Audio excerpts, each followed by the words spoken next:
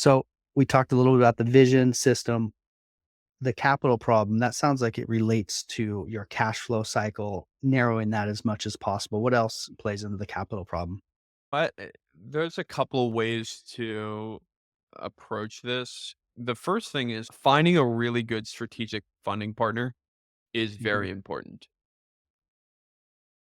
I would implore the listeners to find someone that can help you with due diligence, especially if you're starting out.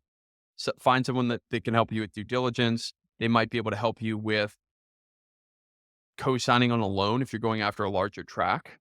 If you work with the right funding partner, they can bring expertise to the table that you probably wouldn't have if you were just working with some normal funding partner that's been in the business for a long period of time. There's been a lot of new, interesting funding companies that have come in that are more of a partner. This is not new, by the way. This is not isolated to land space. There's a really massive company. It's called HarborVest Partners. It's a multi-billion-dollar private equity company that they come alongside other private equity companies and they co-invest. So a private equity company will come in, they'll have a something in the technology sector, and they'll bring the deal. And by the way, I'm not affiliated with HarborVest. I don't know everything about them, but I just understand this is how their model works. And they become a co-GP. So imagine your funding partner is a co-GP. And this person, they bring expertise and they bring capital, a big capital slug to the table. And so, especially for the land investors that are looking to scale or start out in general, having that strategic funding partner is critical. And this is how I started out and this is how I scaled. And I outgrew my funding partners because they were more just money partners. They weren't relational or due diligence partners. But I think that there are new hybrid funders that are coming in and saying, hey, we're going to help you take your business to the next level as this sort of harbor vest type of co-GP that will come in and help you with the getting your first subdivide, getting it through. Getting if you have a subdivide and you're like, hey, I don't want to pay a consultant. I just want to come alongside, have someone come alongside. They'll bring all the capital for me and they'll help run the deal with me. There are structures like that. People in the real estate syndication space do this too. Mm. Multifamily syndicators, industrial syndicators. There are the GP operators, the general partner operator that bring the deal, that negotiate the deal. And then there are the co-GPs that are the funding partners. And so they come in and they fund the deal, pure equity, right? And then they split the profits on the back end. This is not new to land. It's just been the way that the land space is the equity partners. That's just been how it is. But this is very popular in other spaces.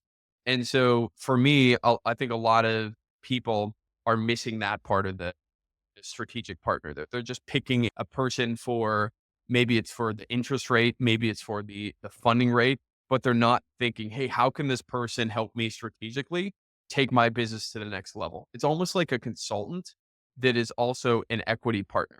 Now, here's one interesting tip.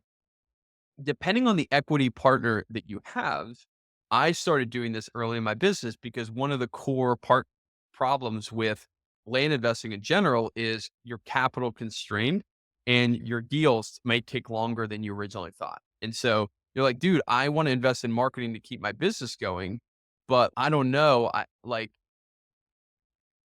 need $6,000 this month or $15,000 to keep the business going so that I can make sure that I get more deals through the door. And so a strategic partner might be able to say, hey, here's an extra $3,000 towards your land operation. Mhm. And so you can maybe the purchase price is 64,000, but you can have a little bit more to have a little bit of extra funding for your land operation to keep it going.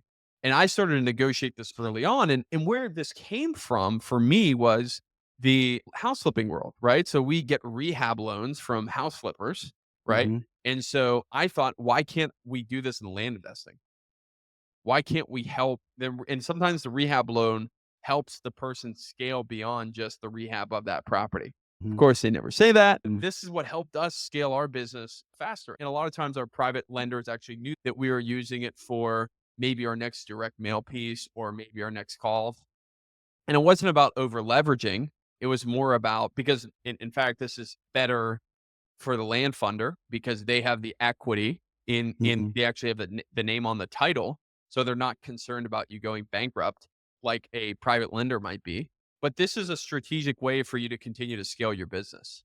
And so we've started to do that, kind of come in and been a funder and also a cash injector for a little bit of cash to keep the business humming, right? Almost like an acquisition fee or a asset management fee that these people get at closing, similar to people get in the syndication model. And so that's been a way that the people that I've worked with individually they like that approach. And so strategic funders can really bring this creative part of the process to the table, and it enables people to scale faster and get to these critical parts of the process, which, hey, I'm getting consistent cash flow. And so I might not need this anymore. But at the beginning, I might need a couple of strategic capital injections. Yeah. Yeah, you're smoothing out that cash flow cycle a little bit. They're not feeling that cash crunch because now they have that extra 10 grand in the bank. How is that structured? Like, when are those disbursements or what might that look like? Was it something like a rehab loan where, okay, I'm buying this property, it's 60 grand, and then you fund an extra 20 grand. So that's sitting in the bank as a buffer as they deal with that property. Like, when's the money come? How much is it? What's the cost of it? What's a little bit more of the structure of that deal? For sure. I mean, we structure it it's just an increase in the basis, and we creatively structure it however the individual wants it to be structured, but it's just an increase in the basis. What that means is if it's a $65,000 property and they want $70,000, then the funder is paid back the $70,000 first when the deal sells, and then the equity therefore is split thereafter. And so it's like just being helpful to the actual fundee in that way. Mhm. And then the splits can be adjusted in that way just to make sure that the funder's getting the right return and everything like that. But that's the way that smooths out the cash cycle. Okay.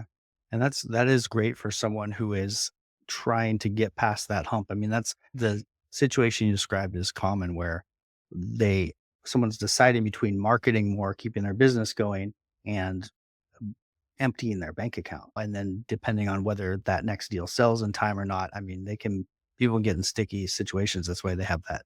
Well, the big part, like you were mentioning, consistency. A lot of that consistency derives from not having cash in the bank, not having enough runway. And so they're making that choice and then they have this stop go. And that little stop go on marketing just that so many people are stuck there. Marketing, stop marketing, and that becomes a nightmare scenario. So